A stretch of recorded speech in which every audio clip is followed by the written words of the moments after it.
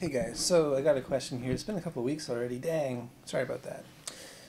So Ben Collins with 4/8 is asking about hearing more about options of remote work, same time zone, different covers, and big city work.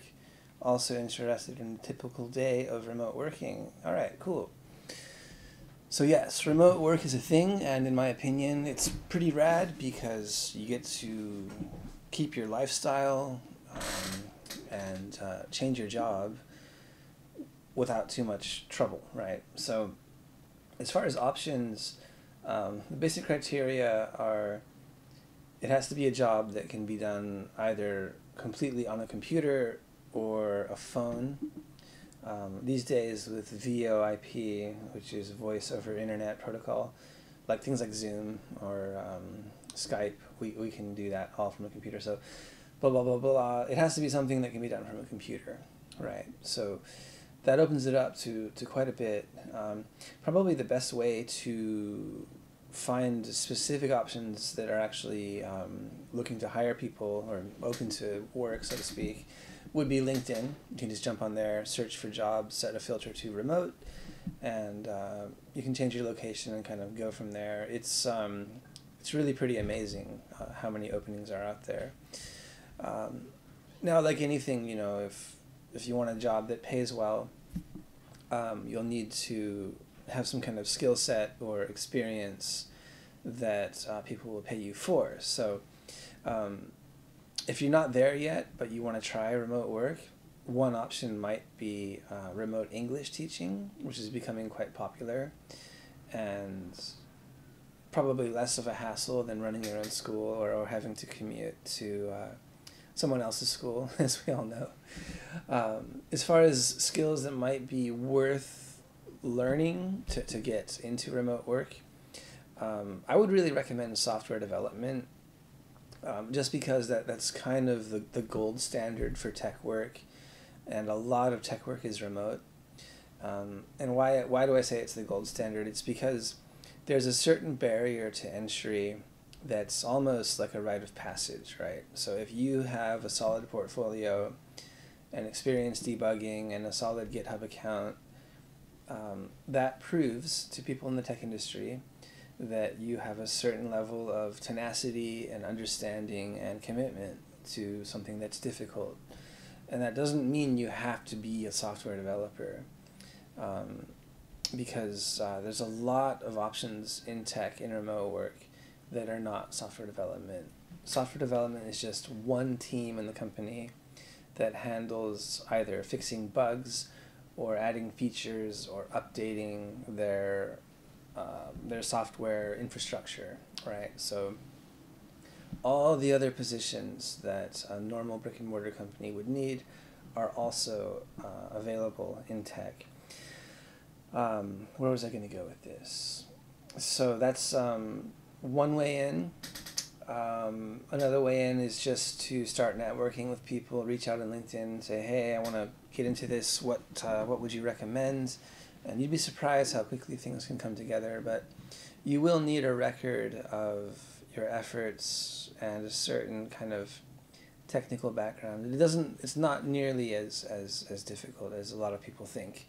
It's difficult, and it should be, but it's not like impossibly difficult. I've seen people come from the most random variety of backgrounds and get into the industry and end up making very, very good money in anywhere between 1 to 2 years, sometimes less. So the options are many, but a lot of them, as far as which ones you can go for, will depend on your background.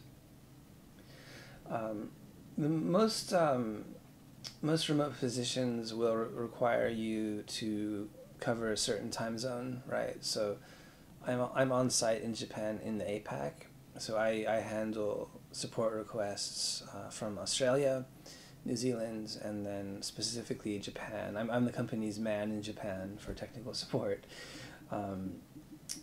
Some companies can have you work in a different time zone and cover work in one time zone and cover another. So my team lead is actually based in Minnesota, and she's working in the night shift, and we have probably like an 80% crossover in our schedules. And so yeah, that's the thing. My first remote job, I started pretty early morning, around 7 a.m. most of the year, and finished at 3. And that time in Japan was actually covering the west coast of North America, from I think around like 5 p.m. to late at night, and it worked out well. It was very reasonable hours for me as a family man, and it was a great service for the company because they could have someone who was fresh, that time of day, and that's generally when everyone's coming on to start working on their projects. After work and dinner, they've got a few hours. So yeah, it all just depends on how hard you look and what your background is and what your network looks like. So there's lots and lots of options out there, both locally, temporally speaking, and then if occasionally you get an offer to cover some time zone elsewhere in the world. Usually job postings will tell you where they want you. And there's a special niche for people with tech skills and English and Japanese skills here in Japan, which can make you stand out quite a bit. A lot of, especially Western companies, will look for Western people with Japanese skills, because for them it's much easier to communicate and work with you, and they can kind of use you as an interface for their Japanese clients. Something to consider. Big city work. Well, I do not live in a big city. I would say it's medium size, and it's kind of unusual by Japanese standards because most cities here kind of bleed into each other, right? Occasionally there'll be some mountains or a body of water in the way, but for the most part, if you look at Honshu, it's just this continuous streak of civilization all the way down to the southern tip of Kyushu. So I do know that in Tokyo, where most of the tech work positions are in Japan, like way over 95%, there are a lot of hybrid positions, and that can actually be pretty ideal, assuming that you don't have to like uproot your family and like stuff them in a tiny box to live in Tokyo. If you're a single man, or maybe just you and your partner, that would be something worth looking into. I would probably actually do that now if I weren't in the situation, and I was open to it before finding this position. Luckily, I found something remote. So what's nice about hybrid positions is you still get that sense of camaraderie and being on the team, but you'll have anywhere from 1 to 2 to 3 days where you can work from home. So it's a nice mix. One thing about remote work is that psychologically, you need to be very disciplined, you need to be very independent, and you need to be a self-starter, and you need to essentially stay that way all week long, because there's nobody looking over your shoulder, there's nobody to go to lunch with, there's nobody across the way to go ask a question. It's all online, right? And so for some people, that's kind of hard. Although I would say now that we've gone through the pandemic, there's probably more people in the world than ever that are used to that kind of lifestyle. But it's definitely not for everybody. The reason I really went for it is just because where I live, there's opportunities around here are just abysmal. It's like, do you want to be an Eikaiwa teacher, or do you want to be an ALT, or do you want to be a bartender and make peanuts and have to deal with a bunch of drama, So I was just essentially banging my head against the wall for years on end about what to do, how to like have what I considered a career that I could really have some level of pride about and care about, that didn't involve teaching kids the alphabet and dancing. So, and I also wanted to stay in this area for my family, right? They've got a really nice life here. My kids and my wife have a great life here.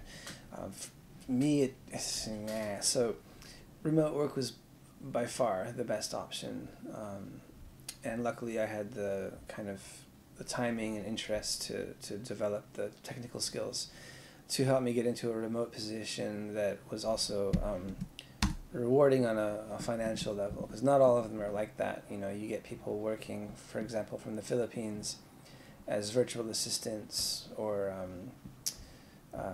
non-native English speakers teaching English online, and it's Daddy's on making a video. So my daughter's coming in here. You want to come say hello? This is my daughter. She's the youngest. Yeah, she's home today. Her class is off because so many kids have had colds. So she's a good girl. Okay. Daddy, when do you gonna come back? I don't know. Okay, why don't you go to the living room? I'll be out there in a sec. And that's another nice part about remote work is you get to spend way more time with your family because you're not working elsewhere all the time. You're not commuting, and at the end of the day, you're generally not as exhausted from just being canned in an office. It's not normal, just like have to be there. Like, oh, they're paying us to be here, so we can't go anywhere. Waiting for a certain time to go home, like a kindergartner.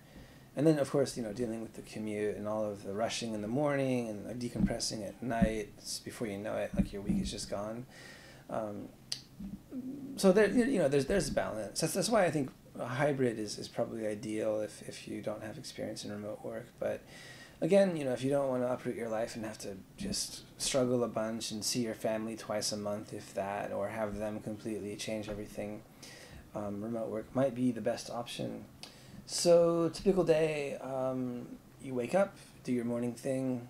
There's no commute, so instead of stuffing your face and rushing out the door and getting there as fast as you can so you won't be late, you just open up your computer and log on to whatever services your company uses.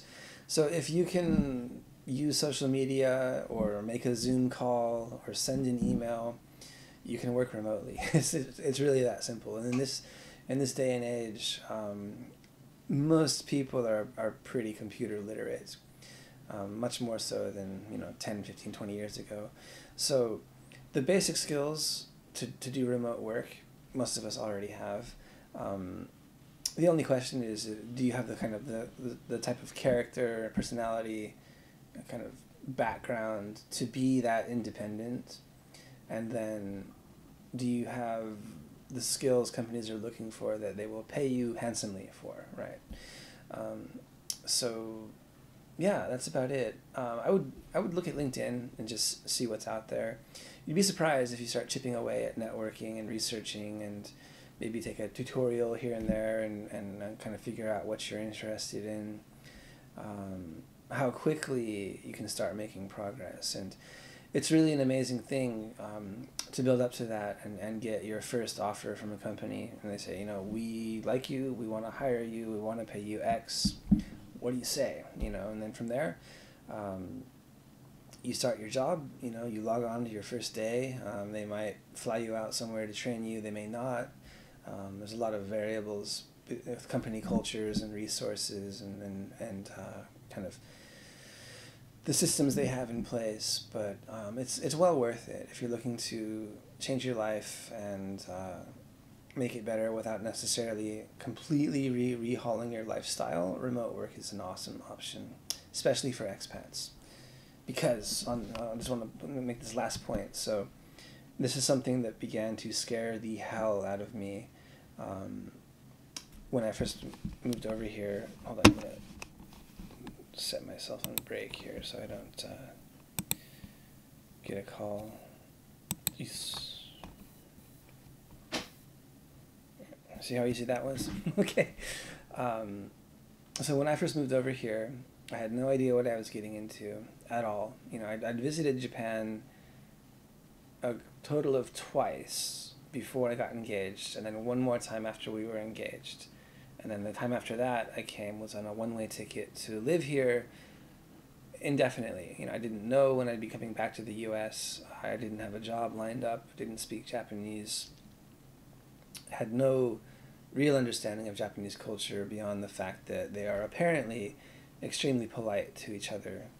And then as I got settled in, got my first job and kind of started getting my bearings, I kind of realized, what's the word? I guess the desolation of my situation. Yes, you can get a job and have a relatively good lifestyle within a couple of months, really, if you're a native English speaker. But the big danger is that doesn't change, right? So you can continue down that path your entire working career and it will not change. You'll be making the same, you'll be doing the same work in the same position, and oftentimes for the same company forever. And that's literally scared me. I was so frightened by that because it's not what I wanted. What I wanted was to work for a company that offered growth and support and achievement, and also doing something that didn't bind me to Japan, right?